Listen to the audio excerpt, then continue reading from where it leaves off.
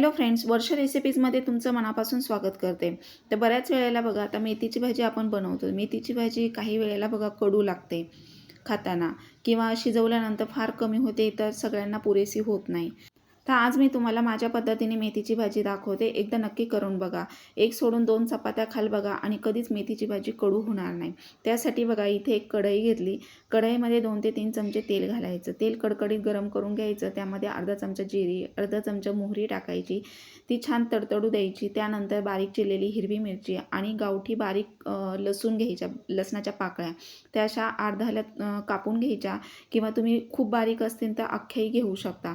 त्या अशा पूर्णपणे तेलामध्ये छान परतून घ्यायच्यात बघा.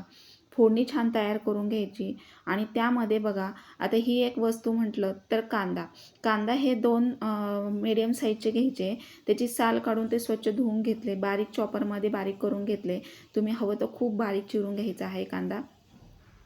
आणि 2 किंवा 3 मीडियम साईजचे कांदे त्यामध्ये बारीक चिरून तेल सुटेपर्यंत तेलामध्ये फोडणीत परतून घ्यायचे आहेत. अजिबात त्याचा कच्चेपणा ठेवायचा नाही आहे. कच्चेपणा पूर्ण नाहीसा झाला पाहिजे असं हे तेल सुटेपर्यंत कांदा परतून घ्यायचा आहे. सतत हलवायचा आहे असं आणि कढईमध्ये असं पसरवून ठेवायचा. 1-2 मिनटं असं ठेवायचा. नंतर पुन्हा अधूनमधून हलवायचा म्हणजे सगळीकडनं एकसारखा छान तेलामध्ये परतला जातो. आता नंतर सर्वात शेवटी थोडासा चिमूटभर हिंग टाकायचा आहे. हिंगाने भाजीला चव खूप छान येते आणि त्याचबरोबर बघा हिंग तेलामध्ये कधीच टाकायचा नाही. काय होतं तो जळला जातो आणि मग भाजीला अशी जळकट चव लागते. त्यामुळे थोडासा तुम्ही अशी फोडणी तयार झाली ना की मग त्यानंतर थोडासा हिंग टाकायचा. तर खूप छान चव येते भाजीला बघा. त्यानंतर आता हे अधूनमधून हलवायचं आहे. कांद्याचा पूर्ण कलर चेंज झाला आहे. तुम्ही बघू शकता व्यवस्थित तो परतलेला आहे. म्हणजे असा परतून घ्यायचा आहे.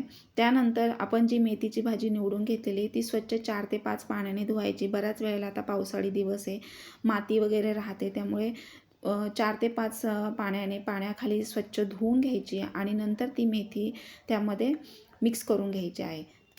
बऱ्याच वेळेला मेथीची भाजी आपण करायला घेतो, ती अगदी कढईभर दिसते, परंतु शिजल्यानंतर एवढी कमी होते की ती काही वेळेला पुरेशी पण होत नाही. मग तुम्ही जर असे 2 ते 3 कांदे त्यामध्ये चिरून कट करून टाकले तर भाजीला चव वेगळीच येते आणि एवढी अप्रतिम भाजी लागते. एकदा नक्की या पद्धतीने करून बघा. बऱ्याच वेळेला आपण काय करतो, हिरवी मिरची लसणाची फोडणी देतो आणि भाजी करतो, ती पण चांगली लागते त्या पद्धतीने. पण आज या पद्धतीने करून बघा. तुम्ही कशी वाटते कमेंट बॉक्समध्ये नक्की सांगा आणि तुम्ही बऱ्याच वेळेला अशीच भाजी बनवाल बघा. एवढी टेस्टी आणि रुचकर लागते. मेथीची भाजी ही बाजरीच्या भाकरीबरोबर तर विचारूच नका, एवढी अप्रतिम लागते. आता बघा मेथीची भाजी सगळी मिक्स करून घेतली मी. सगळीकडनं असं एकसारखं हलवून मिक्स करून घ्यायची आणि गॅसची फ्लेम नॉर्मलच ठेवायची आहे. आणि त्याचबरोबर बघा लगेच मीठ टाकायचं नाही. बऱ्याच वेळेला काय होतं, मेथीच्या भाजीमध्ये आपण लगेच फोडणी दिल्यानंतर मीठ टाकतो. मेथीची भाजी शिजल्यानंतर कमी होते, मग नंतर खारट होते बऱ्याच वेळेला किंवा मग मिठाचं प्रमाण कमी जास्त होतं. तर आता 1 ते 2 मिनटं मी झाकण ठेवणार, त्यावर एक वाफ काढून घेणार आणि वाफ काढल्यानंतर भाजी थोडी कमी होते बघा. तर आता भाजी कमी झाली आहे आणि नंतर मीठ टाकायचं. आपण झाकण ठेवून एक वाफ काढली ना तर भाजी व्यवस्थित शिजली पण जाते, कलर पण छान भाजीचा हिरवागार राहतो आणि नंतर झाकण ठेवायचं नाही आहे. पहिल्यांदाच एक वाफ काढून घ्यायची, त्यानंतर मीठ टाकायचं चवीनुसार आणि व्यवस्थित सगळीकडनं मिक्स करून घ्यायचं म्हणजे एकसारखी चव लागते भाजीला. कुठेही मिठाचं प्रमाण कमी जास्त होत नाही आणि भाजी अशी एक वाफ काढल्यानंतर कमी होते, मग आपल्याला अंदाज बरोबर येतो आणि आपण बेताने मीठ टाकलं की भाजी चवीला अगदी परफेक्ट होते. अजिबात कुठेही खारट किंवा मिठाचं प्रमाण कमी जास्त होत नाही. एकदा या पद्धतीने नक्की करून बघा.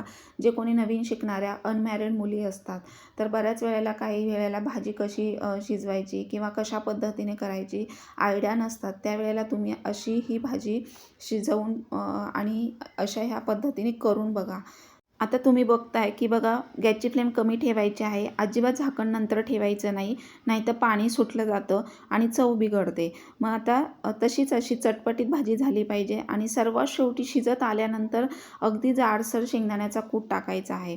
तुम्ही हवं तर थोडे शेंगदाणे तव्यावर भाजून ओबडधोबड खलबत्त्यामध्ये कुटूनसुद्धा टाकू शकता. एवढी टेस्ट भारी येते ह्या भाजीला, तर विचारू नका. कधीच कडू लागणार नाही बघा मेथीची भाजी. काही वेळेला बघा खूप, आणि आणतानाच मार्केटमधून अशी गावठी फुटीची बारीक बघून आणायची, की जेणेकरून भाजीला एक लाल कोर असते बघा भाजीच्या पानांना, तशी भाजी बघून आणायची. ती कधीच कडू होत नाही आणि एवढी चवीला छान लागते.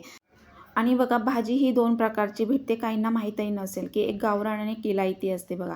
इलायती म्हटलं तर मोठ्या-मोठ्या पानाची मोठी लांब-लांब भाजी असते, आणि गावठी म्हटलं तर फुटीची अगदी दिसायला बारीक छोटी दिसते, आणि पानांना तिची लाल कोर असते. ती एकदम चवीला छान लागते बघा. आता ज्यांना माहिती आहे ते म्हणतील, की आम्हाला माहिती आहे हो. पण ज्यांना काही माहिती नसतं, आयडिया नसते, त्यांना कदाचित माहिती होईल, की बाबा भाजी 2 प्रकारची असते, आणि ती गावठी आणि फुटीची असते बघा. तर आता इथे भाजी तयार झाली, तुम्ही बघताय एवढी छान चटकदार भाजी दिसते, आणि अगदी तेल सुटलेलं आहे. पाण्याचा अंश बिलकुल नाही आहे. अशी चटपटीत भाजी आणि ज्वारीची भाकरी, वाव, अप्रतिम. नक्की ट्राय करून बघा. व्हिडिओ आवडले जास्तीत जास्त शेअर करा, चॅनलला सबस्क्राईब करा. थँक्यू.